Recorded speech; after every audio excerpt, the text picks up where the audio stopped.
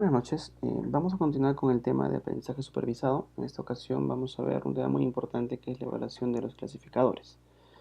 ¿Ok? Este es un tema, una parte fundamental para todo algoritmo de Machine Learning, de aprendizaje de máquina, principalmente por dos motivos, ¿no? Porque nos permite verificar la calidad de los modelos construidos, es decir, medir qué tan buenos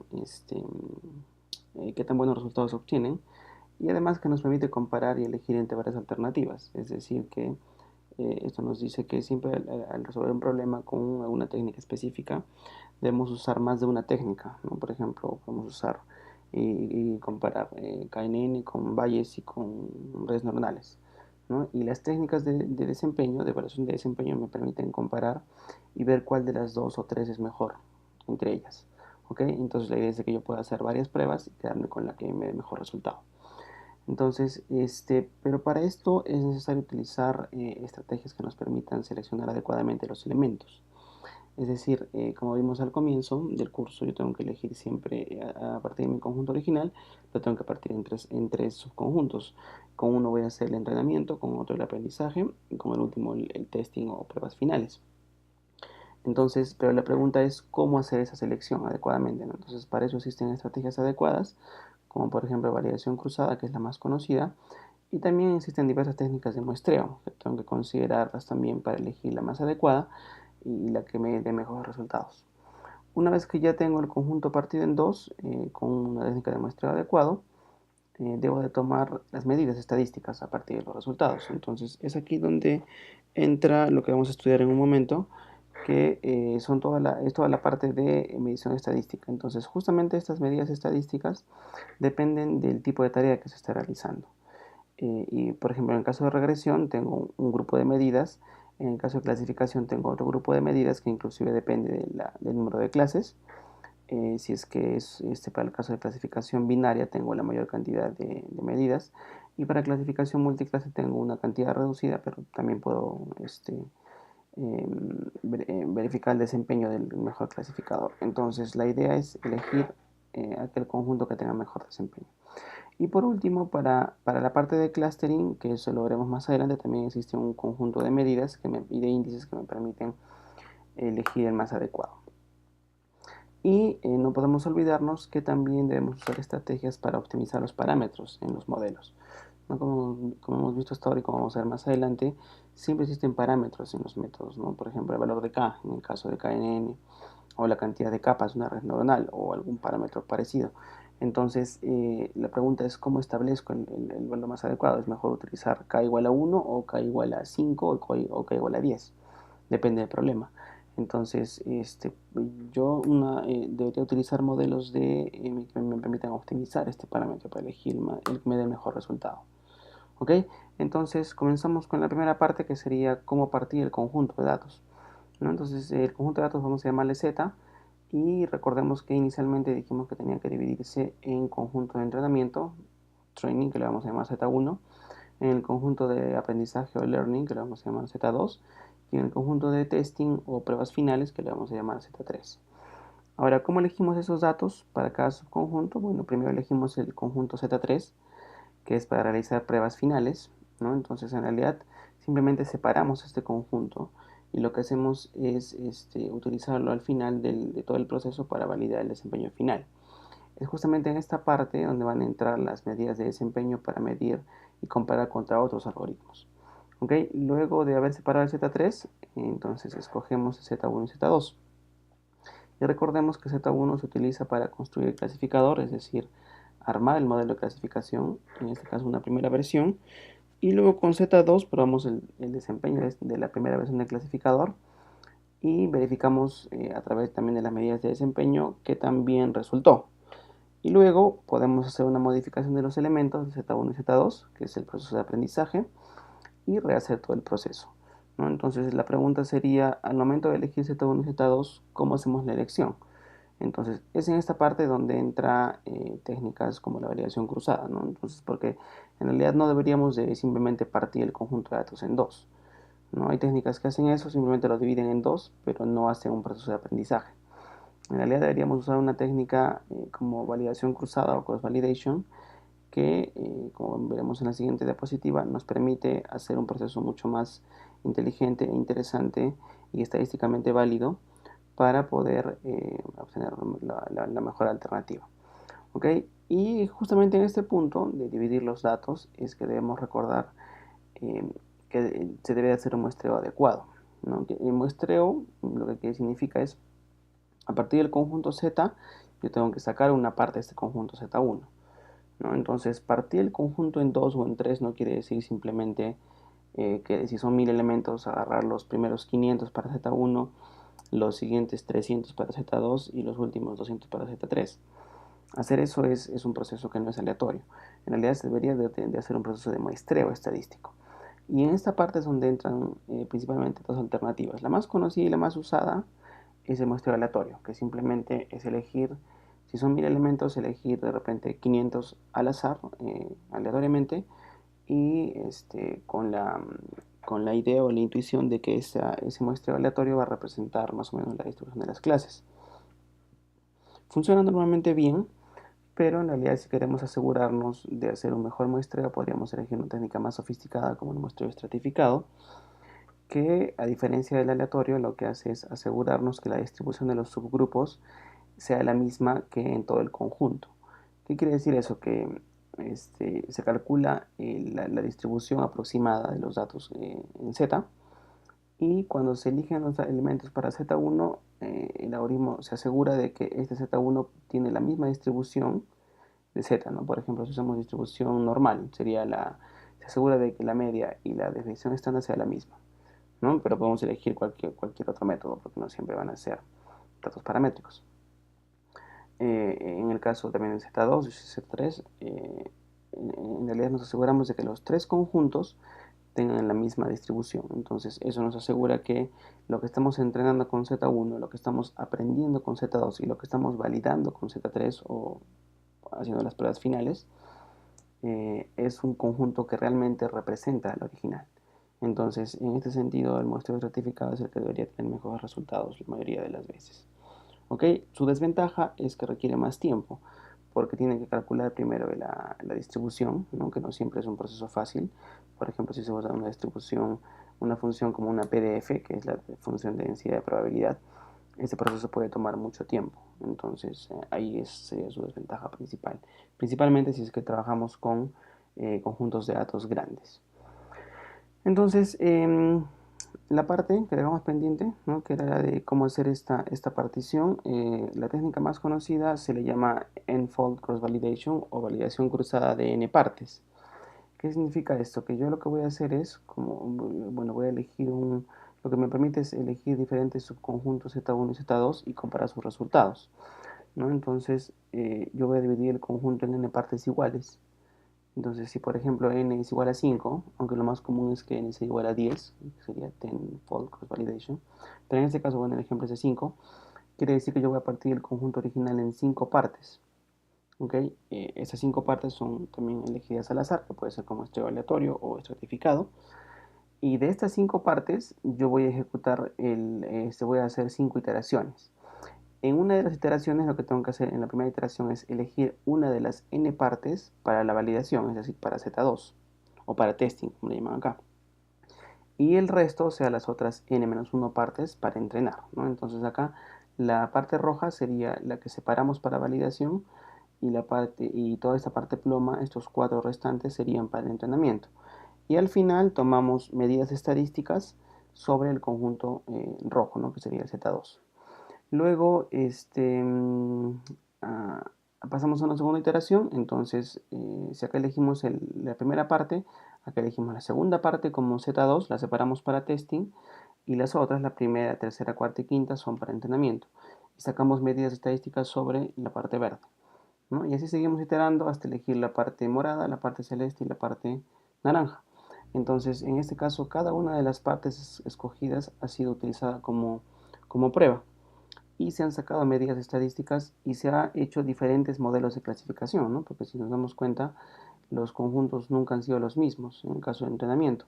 Entonces, a partir de ahí, vamos a tomar estas medidas estadísticas, que hay que definir cuáles son las que se van a utilizar, y automáticamente elegimos el clasificador con mejor desempeño como el clasificador final. Entonces este proceso de cross validation es el proceso más usado y el más aceptado, que es para realizar un proceso adecuado de entrenamiento y de aprendizaje. Ahora, una alternativa interesante que también se utiliza en algunos casos es la que se llama el Leave One Out. ¿Qué quiere decir eso?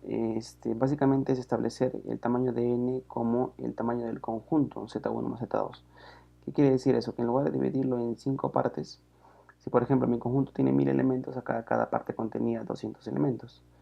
Entonces yo solamente hacía 5 iteraciones. El leave one out quiere decir escoger un elemento como Z2 y todo el resto como Z1. Entonces elegiría, en este caso, haría el entrenamiento con 999 elementos y con uno haría la validación. Y luego voy rotando con el segundo, con el tercero, con el cuarto y así sucesivamente hasta el elemento 1000. Entonces, obviamente en este caso la ventaja va a ser que voy a tener un clasificador que ha sido formado con más elementos y que probablemente tenga mejor desempeño. Pero la desventaja es que requiere mucho más tiempo, ¿no? Si acá yo tenía que hacer 5 iteraciones, yo tendría que hacer en el otro 1000 iteraciones.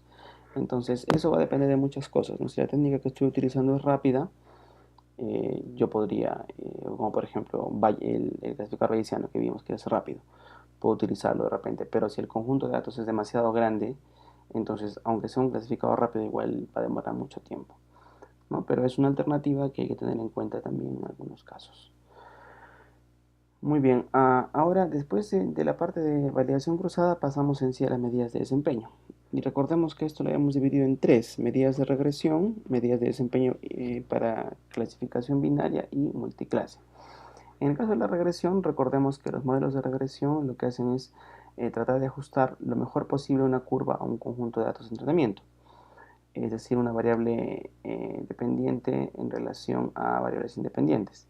Entonces, medir el desempeño significa calcular qué tan bien se logró ajustar la curva, es decir, responder a la pregunta qué tan lejos están los valores estimados de los valores reales. ¿Ok? Entonces, las medidas usadas principalmente son las siguientes. La primera es la correlación, que es un coeficiente que se calcula y que va de menos 1 a 1, donde 1 significa correlación perfecta. ¿No? Acá en el ejemplo podemos ver correlación perfecta positiva. Sería si digamos yo tengo dos datos, ¿no? Y acá tengo X y Y, donde Y depende de X. Correlación perfecta positiva quiere decir que los datos forman una línea perfecta, que sería una regresión lineal perfecta. Un valor un poco menor a 1, pero mayor a 0, significa, por ejemplo, un 0.8, como está en el ejemplo, es una correlación positiva alta, no perfecta, pero alta. ¿Qué quiere decir? Que los datos están un poquito más esparcidos, pero igual tienen una tendencia lineal. Una correlación positiva baja quiere decir que los datos tienen una cierta tendencia a formar una recta, pero ya no se define claramente cuál es esa recta, no están cada vez más separados. Pero aún así da un valor mayor a 0, que sería 0.3. Ahora, un valor de 0 significa que no hay correlación. Entonces serían datos que están completamente esparcidos esparsos en todo el conjunto en todo el espacio de acá del plano cartesiano y no hay ningún tipo de correlación. Ahora, si pasamos a lo que es la correlación negativa baja, sería lo contrario a el caso de la positiva, ¿no? O sea, yo tengo un valor de menos 0.3, por ejemplo, quiere decir que los datos también forman esta cierta tendencia lineal, como en el caso de acá, pero ya no es que va hacia arriba y hacia la derecha, sino es más bien todo lo contrario, como que fuera un espejo, hacia la izquierda y hacia arriba. Entonces, en el caso de una correlación alta pero negativa, sería que los datos forman también algo más parecido a una línea. Y una correlación perfecta negativa, que sería menos 1, es una línea perfecta, pero hacia el otro sentido. ¿Ok? Entonces, esa es la medida de correlación, de menos 1 a 1. Y aparte tenemos medidas de desempeño que me dicen que también los datos predichos son en comparación con los reales. Entre varias que existen, las principales son estas cuatro, ¿ok? Y la diferencia entre ellas es que dos de ellas son hay medidas absolutas y dos son relativas. ¿Qué quiere decir eso? Las absolutas es la diferencia real, ¿no? Y que puede ser en diferentes escalas. Las absolutas son la RMSE, que es la Root Mean Squared Error, y la Absolute Error o Mean Error, que es el error absoluto o el error absoluto medio.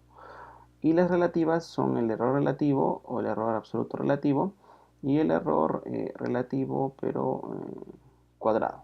Entonces, más o menos en realidad estas fórmulas son fáciles de entender. Lo que significa acá el error absoluto simplemente es, en este caso, el valor, esta variable teta significa el valor real y la variable teta con su sombrero significa el valor predicho. Entonces acá se saca la diferencia para cada variable entre el valor real y el valor predicho, se le saca el valor absoluto y se suma para todas las, no, perdón, entre cada uno de los elementos y se suma para todos los n elementos. Entonces esta de acá sería la suma de las diferencias entre lo que se predijo y lo que es real. Y eso se divide entre n, ¿no? Que es para sacar el promedio. Entonces sería el error absoluto promedio. Y si a esto, en lugar de sacar el valor absoluto, lo elevamos al cuadrado y le sacamos la raíz cuadrada, estamos haciendo un valor, el error medio, pero cuadrado. ¿Y qué quiere decir eso? La diferencia es que al elevar los valores al cuadrado, como te he explicado más por acá, la diferencia está en que se acentúa valores, las diferencias más altas, ¿no? O sea, si yo tengo los valores que son más diferentes entre sí, originalmente valían 10, por ejemplo, ¿no? Entonces, al elevarlos al cuadrado van a valer 100. Entonces, y al sacar la raíz cuadrada, los elementos más pequeños van a valer mucho menos todavía. Entonces, el objetivo de sacar la raíz cuadrada es acentuar las diferencias de que existen las mayores diferencias. Y en el caso de las medidas relativas, que son el error relativo y el error relativo cuadrado, es la suma de las diferencias entre los valores reales y los predichos, ¿no? Al igual que este de acá, si nos damos cuenta es el mismo sumatorio, pero la división ya no es por n, sino la división es entre la variación de los valores reales. ¿Qué quiere decir eso? Que yo voy a dividirlo entre el promedio, ¿ok? Entre el promedio, la diferencia que hay entre el valor real y el promedio de los valores reales. Entonces, al hacer esta división, lo que estoy haciendo es hacer una escala entre 0 y 1 y que justamente por eso se dice que es relativa, ¿no? Entonces, en este caso de acá las diferencias pueden llegar a ser muy altas, especialmente en el de acá abajo. Si yo tengo valores muy altos que se están comparando, ¿no? Por ejemplo, el valor real es 10 y el valor que se ha predicho es 1000, entonces la diferencia es muy grande, especialmente acá que también se acentúa con lo que se le va al cuadrado. Entonces, en el caso de acá la escala puede ser de 0 a 1000, mientras que en el caso de acá la escala siempre va a ser de 0 a 1, porque se está haciendo una división relativa, ¿no? Entonces, en realidad es más fácil comparar los valores relativos. Y el caso de acá abajo es el mismo, en vez de sacarle el valor absoluto se eleva al cuadrado, ¿no? La diferencia del valor real y el valor predicho, y se divide también entre la diferencia entre el valor real y el promedio de los valores reales elevado al cuadrado, y todo se le saca la raíz cuadrada. La razón es la misma, que al elevar al cuadrado se acentúa más o se da más énfasis a las diferencias más altas. ¿Ok? Entonces estas cuatro son las medidas más utilizadas y las que se deberían de utilizar para comparar modelos de regresión. Ahora, en el caso de la clasificación, bueno, recordando que esto ya lo vimos en las clases anteriores, los modelos de clasificación asignan una categoría en base a las características. Entonces, medir el desempeño significa medir el grado de exactitud para asignar la clase, ¿no? Si yo tengo 1000 elementos, de los 1000 elementos, yo asigno la clase adecuada, correcta a 50 de ellos, perdón, de los 1000 a 800, entonces quiere decir que tengo un 80% de acierto. Pero si elijo correctamente la clase solamente de 200, quiere decir que tengo una tasa de acierto del 20%, que es bastante baja. Entonces la pregunta es, ¿qué medidas se usan? Bueno, en el caso de clasificación en general, las medidas más usadas son la exactitud o accuracy en el caso de inglés, que básicamente es el porcentaje de elementos clasificados correctamente, ¿no? De todos los elementos que tengo, ¿cuántos han sido clasificados correctamente? Y esto de acá es inversamente, es el complemento del error de clasificación, que sería el porcentaje de elementos clasificados incorrectamente. Y para complementar estos dos, se utiliza el coeficiente de capa, que en realidad es una medida que sirve para comparar dos clasificadores, o sea, es el grado de concordancia entre los resultados de dos algoritmos de clasificación. Entonces, normalmente se utiliza el coeficiente de capa cuando yo quiero saber qué tan similar es el resultado obtenido por dos técnicas distintas. Pero en este caso, al utilizarlo con un solo clasificador, está midiendo el grado de concordancia entre este clasificador y un clasificador aleatorio. Es decir, mientras más parecido sea mi clasificador a un clasificador aleatorio, entonces en realidad el algoritmo que estoy haciendo no, en realidad no está funcionando tan bien como se esperaba. ¿Okay? Y aparte de esto, bueno, también se puede utilizar, aunque no son, en realidad en la práctica no se utiliza mucho, pero existe la posibilidad de utilizar las medidas estadísticas de la regresión, ¿no? Pero en este caso, en vez de que sea la diferencia entre el valor predicho y el valor real, sería la diferencia entre la clase predicha y la clase correcta. Recordemos que la clase al final es un número, ¿no? Si tengo 5 clases es la clase 0, 1, 2, 3 y 4, entonces yo puedo sacar una diferencia numérica entre esas categorías. Si es que la clase correcta era la 5 y yo predigo que la clase es 4, entonces hay diferencia de 1. Sí, pero en realidad esa diferencia, al no ser al ser valores discretos y no continuos, en realidad no tiene la misma significancia que en el caso de la regresión, ¿no? Pero también se podrían utilizar la correlación, el error cuadrático medio, el error absoluto medio, el error relativo y el error relativo cuadrado, ¿no? Entonces, esta es la alternativa de poder utilizarlas. Ahora, en el caso de la clasificación binaria, sí, vamos a ver que existen bastantes medidas que son interesantes de utilizar, eh, y que son las siguientes, ¿no? En realidad, en la clasificación binaria vamos a definir dos clases que pueden ser o 1 o 0, o verdadera o falsa, o positiva o negativa, ¿sí? Siempre hay ese contraste. Entonces las medidas que se usan son, para comenzar vamos a extraer cuatro medidas, que son verdaderos positivos, verdaderos negativos, falsos positivos y falsos negativos. En sus siglas en inglés serían TP, TN, FP y FN. Los verdaderos positivos o TP son aquellos que elegimos como 1 y realmente son 1.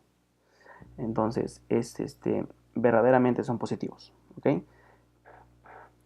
Los verdaderos negativos son los que elegimos como 0 y son 0. Entonces también es información verdadera. Por eso es que tienen al comienzo la palabra verdadero. Y por otro lado, los falsos positivos son aquellos que elegimos como 1, pero que en realidad son 0. Entonces, falsamente dijimos que eran positivos. Y los falsos negativos son aquellos que elegimos como 0, pero que en realidad son 1. Entonces, falsamente dijimos que son negativos. ¿Ok? Si ponemos un ejemplo práctico, sería en el caso de un clasificador que detecta si es que tiene o no una persona cáncer. Entonces, por un lado tendríamos acá en las filas, sería la predicción, que sería la predicción de que tiene cáncer y la predicción de que no tiene cáncer. Y en las columnas tenemos el valor real, que es ¿tiene cáncer o no tiene cáncer? Entonces, si la persona tiene cáncer y yo predije que tiene cáncer, entonces es un verdadero positivo. Si la persona no tiene cáncer y yo dije que tiene cáncer, entonces es un falso positivo. Si la persona tiene cáncer y yo dije que no tiene cáncer, es un falso negativo. Y si la persona no tiene cáncer y realmente yo predije que no tiene cáncer, entonces es un verdadero negativo. ¿Ok? Entonces, en este caso también se podría ver de esta manera. Yo podría decir aquí en la parte de la izquierda todo lo que es no cáncer, color negro, y en la parte derecha lo que es cáncer de color blanco. Y este círculo representa mis predicciones. Entonces, entre mis predicciones serían las que dije que no tienen cáncer y no tienen cáncer realmente, son falsos positivos. Las que tienen cáncer y dije que tienen cáncer son verdaderos positivos, ¿sí? Y el resto sería las que yo no dije que tiene cáncer y que podían ser esta información verdadera o negativa, ¿ok? Entonces, esas son las cuatro medidas básicas que con las que comenzamos el desempeño en clasificación binaria. Ahora, a partir de estas medidas, yo voy a extraer dos grupos más de medidas que son la que es basada en relevancia y la que es basada en aciertos, ¿sí? En el caso de la que es basada en relevancia, yo voy a tomar básicamente dos medidas que son las medidas precision y recall, que son utilizadas bastante en clasificación. El caso de la precisión o precision quiere decir cuántos elementos seleccionados son relevantes, o sea, de los elementos que yo escogí, cuáles son relevantes. Ahora, con relevantes me refiero a los que son, que su clase correcta es 1, ¿ok? Entonces, y el caso del recall quiere decir cuántos elementos de los que eran relevantes fueron seleccionados. Entonces, acá hay que darnos cuenta de, ¿no? En este gráfico vemos que los elementos relevantes serían los que están acá a la izquierda, que son los que en el caso acá anterior era todo lo que era, bueno, está al revés el gráfico acá, todo lo que es que tiene cáncer. Entonces, ¿por qué se dice que es relevante? Porque si es un problema en el que yo voy a decir, digamos, en el caso del cáncer, si es que tiene o no tiene cáncer, lo más relevante es decir que tiene cáncer. Entonces, los elementos relevantes son esta parte de la izquierda y lo que yo dije, lo que mi predicción fue positiva, son aquellos que yo escojo como elementos. ¿Ok? Entonces, de estos elementos, yo voy a sacar cuál es el porcentaje de estos que estoy escogiendo, que son los verdaderos positivos, los que yo escogí correctamente, cuál es el porcentaje en relación a todos los que fueron seleccionados, ¿no? Entonces, de este conjunto que ha sido seleccionado, ¿cuántos de estos son relevantes? O sea, ¿cuántos son verdaderos positivos, ¿no? Entonces, si es que es, como en este caso, la mitad, es una relevancia de la mitad. Pero si de los que escogí, yo en realidad estoy eligiendo el 80% son relevantes, entonces mi modelo es un modelo que tiende más a la relevancia, que sea a resultados positivos. Y por otro lado, en el caso del recall, de todos los que eran relevantes, o sea, de todo este conjunto de los positivos, ¿no? De los positivos, eh, eh, ¿cuántos han sido seleccionados correctamente en comparación con todos los que son relevantes? ¿Ok? Entonces, tenemos que distinguir bien estas dos medidas. En ambos casos, yo voy a medir los que yo elegí correctamente. Pero lo que va a cambiar es en base a que lo comparo. En el caso de la precisión, yo voy a comparar los que yo elegí correctamente en relación a todos los que yo he elegido. Y en el caso del recall, es los que yo elegí correctamente en relación a todos los que debería haber elegido, que eran los relevantes. Entonces, la fórmula se deduce como, si vemos el gráfico, la precisión sería los verdaderos positivos, en el caso de la precisión, verdaderos positivos dividido entre todos los seleccionados, que es todos los que dije que eran positivos. Entonces sería verdaderos positivos más falsos positivos, ¿no? Porque positivo es lo que yo escojo como correcto. Entonces ese de acá suma los que yo elegí. Y en el de acá tengo que dividir también los verdaderos positivos, pero en este caso entre los que son relevantes. Y los que son relevantes, si vemos el gráfico, son los verdaderos positivos, que yo dije que eran positivos, y los que no dije que eran positivos, pero que era falsa esa información, es decir, los que falsamente fueron negados. Entonces se suman los verdaderos positivos más los falsos negativos. ¿Ok? Entonces estos dos coeficientes me dan dos puntos de vista distintos de mi método. Entonces lo ideal es que yo aspire a tener un método, ¿no? Que pueda tener lo máximo en ambas medidas. Entonces a partir de eso se puede formar lo que es una curva ROC, no, perdón, una curva Precision Recall, que lo que hago es ejecutar el método con diferentes parámetros o con diferentes conjuntos de datos y calculo el Precision Recall para cada caso y luego alguna curva que represente el comportamiento global del método, pero en relación a la relevancia.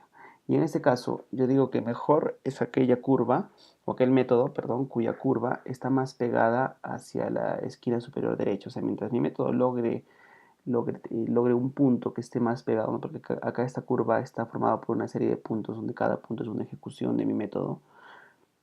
Mientras yo logre tener una curva que está más pegada acá, quiere decir que yo, al menos uno de mis puntos está más arriba.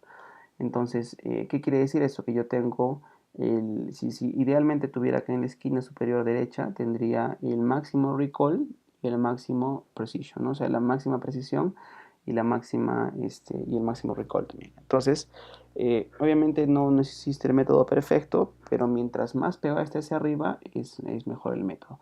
Ahora también para elegir esto de acá se puede calcular el área bajo la curva, ¿no? En este caso tengo Como se ve en este gráfico, tengo varias funciones que se han graficado de varios métodos distintos.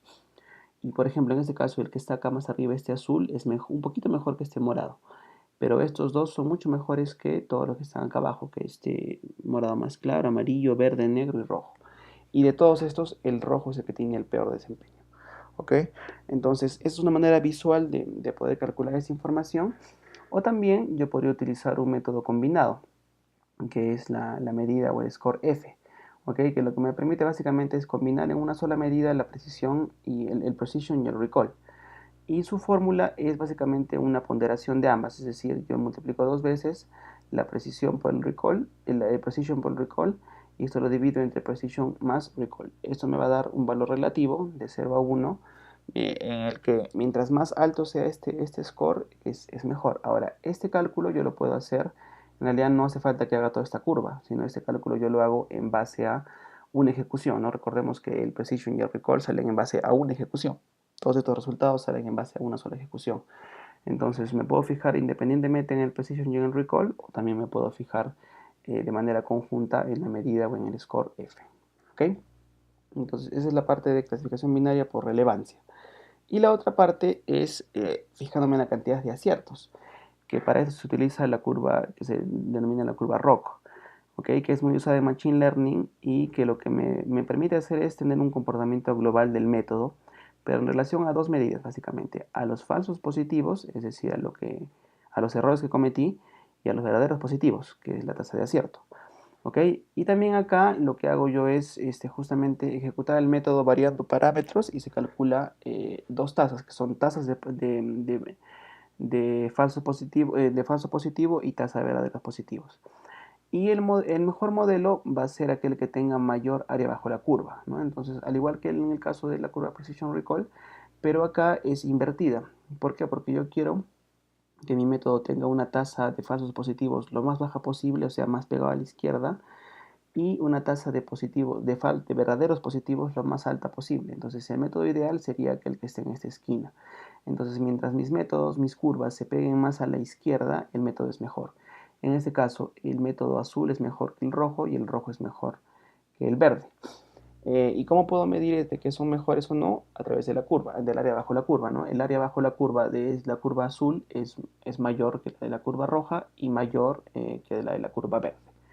¿Ok?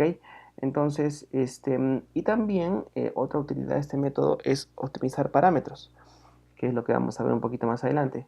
En realidad, si yo ejecuto esta curva, ¿no? Esta curva está formada por un conjunto de puntos que pueden ser muchas ejecuciones de mi método. Si uno de esos puntos llega a ser, es el que más próximo está a esta esquina, entonces yo puedo decir que ese punto es el que ha sido, el que ha sido producto del conjunto de parámetros que me obtiene el mejor resultado de clasificación. ¿Ok? Entonces, esta curva, así como para comparar clasificadores, también me sirve para escoger los parámetros más óptimos. ¿Sí? Ahora, para poder ejecutarla, ¿qué es lo que hago?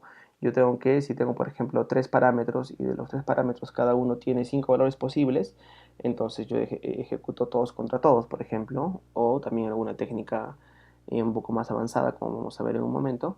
Si fuera todos contra todos sería 5 por 5, 25 por 5, 125. Entonces con tres parámetros y con 5 valores posibles tendría 125 combinaciones. Entonces tendría que ejecutar 125 veces mi método y medir 125 veces estas dos tasas y graficar acá 125 puntos. Normalmente, si digamos tengo tres métodos y cada método tiene 10 valores, 3 parámetros, perdón, con 10 valores, entonces tendría 10 por 10, 100 por 10, 1000, tendría 1000 ejecuciones. ¿Ok? Y así sucesivamente. Ahora, pero la pregunta es cómo calculo estas dos tasas. También están basadas en los verdaderos positivos y falsos positivos, falsos negativos y verdaderos negativos, al igual que Precision Recall.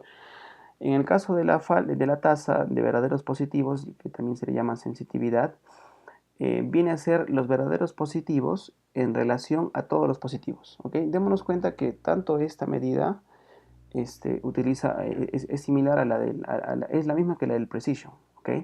Pero si lo vemos desde el punto de vista del desempeño, sería verdaderos positivos en relación a todos los positivos, o sea, a todos los que yo dije que eran positivos. En el caso anterior era en relación a la relevancia, ¿Ok? Otra manera de verlo sería el porcentaje de positivos correctamente clasificados como 1, ¿no? Estos de acá son los positivos, que es el TP más el FN, y de estos de acá yo quiero saber qué porcentaje yo dije que eran 1, ¿ok? Y por otro lado, la tasa de falsos positivos, ¿no? Esta de acá es la tasa de verdaderos positivos. Tasa de falsos positivos, que también se le llama el complemento de la especificidad, que es una medida también estadística, vendría a ser los falsos positivos en relación a todos los negativos, en este caso, ya no a los positivos. Entonces, otra manera de verlo sería el porcentaje de los negativos, ¿no? Porque lo que tengo yo acá abajo son los negativos, o sea, los verdaderos negativos más los falsos positivos son todos los que realmente son negativos. Entonces, el porcentaje de estos negativos, pero que fueron incorrectamente clasificados como 1, es decir, el falso positivo. Entonces, estas dos tasas yo las grafico acá y mientras mi punto esté más pegado a la esquina superior izquierda, es un método que tiene mejor desempeño. ¿Ok? Esa es la curva ROC y la anterior era la curva Precision Recall. La Precision Recall mide la relevancia y la curva ROC mide la tasa de acierto o el porcentaje. ¿Ok? Ahora, pero todo lo anterior era para clasificación binaria. En el caso de clasificación multiclase o multicategórica, hay un número menor de medidas para clasificación. Serían las tres que vimos al comienzo, que son la exactitud, la tasa de error, no, perdón, sí, el error de la clasificación o tasa de error y el coeficiente kappa, ¿no? Que dijimos que el porcentaje de elementos clasificados correctamente, los clasificados incorrectamente y el grado de concordancia entre los resultados de dos algoritmos de clasificación.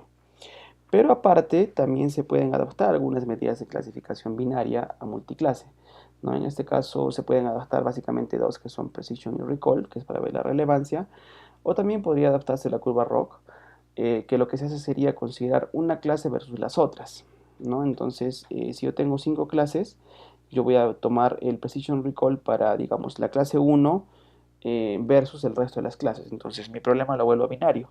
Es decir, yo tengo la clase 1 y el resto sería la clase 2. Y luego eso hago con la clase 1, luego hago con la clase 2 y el resto de clases son la otra clase. Y voy intercalando eso hasta que si por ejemplo tengo 10 clases, entonces ejecuto eso 10 veces, o sea, algo similar a la validación cruzada. Pero yo en cada una de esas ejecuciones voy a ir calculando precisión y recall y al final voy a sacar una media ponderada de recall y una media ponderada de precision. Entonces sería una estimación, eh, este, una medida estimada de la relevancia y en el caso de la curva ROC también sería una medida estimada del desempeño de mi clasificador pero convertido a clasificación binaria. ¿Ok? Pero de todos modos las que funcionan sin ningún tipo de conversión son la acuracia o exactitud, el error de clasificación y el coeficiente kappa. ¿Ok? Muy bien.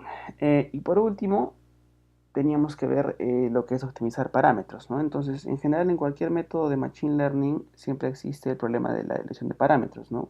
No siempre va a ser fácil elegir de manera intuitiva los parámetros, ¿no? En el caso de K, por ejemplo, ¿qué es mejor? ¿Un vecino o 10 vecinos? O 100 vecinos. Entonces va a depender mucho del problema. Y algunas veces inclusive no se conoce el rango óptimo de valores. Entonces, ¿qué debemos hacer? Probar todos los valores. Nos preguntamos, ¿cómo elegimos qué combinaciones probar? ¿No? Porque si tengo, por ejemplo, como decíamos, no tengo 3 parámetros con 5 valores posibles, solo tengo 150 alternativas, las puedo probar. Pero ¿qué pasa si tengo 3 parámetros, pero cada uno tiene 100 valores distintos? Entonces sería 100 por 100, que sería 10.000, y 10.000 por 100, que sería 1.000.000. Entonces tendría 1.000.000 de alternativas. Entonces lo que tendría que hacer para optimizar en este caso sería ejecutar 1.000.000 de veces mi método. Entonces, en algunos casos, ¿no? Si tenemos muchos parámetros de búsqueda, el proceso de búsqueda, pero muchos parámetros, el proceso de búsqueda de la combinación óptima puede tomar mucho tiempo. Entonces, este tema de optimización matemática es un problema que se estudia bastante en la matemática y hay una gran cantidad de algoritmos de optimización disponibles. Entre los que existen, los que nos interesan más a nosotros estudiar, sería la optimización evolutiva, ¿no? Que es basada en algoritmos genéticos, que eso vamos a ver en el curso más adelante, y la optimización exhaustiva o fuerza bruta, que también se le llama grid optimization. Y hay diferentes tipos de optimización, por ejemplo, la optimización cuadrática, la optimización lineal, la programación lineal entera, y diferentes tipos de heurísticas. Entonces, en realidad, no voy a entrar en mucho detalle, Sí, solamente voy a explicar un poquito lo que es la optimización evolutiva y la optimización exhaustiva. En el caso de la exhaustiva, que podemos comenzar por acá abajo, prueba todas las combinaciones posibles de parámetros. Es decir, si son 10.000 alternativas, ejecuta el método 10.000 veces. Si son 1.000.000 de combinaciones, ejecuta el método 1.000.000 de veces.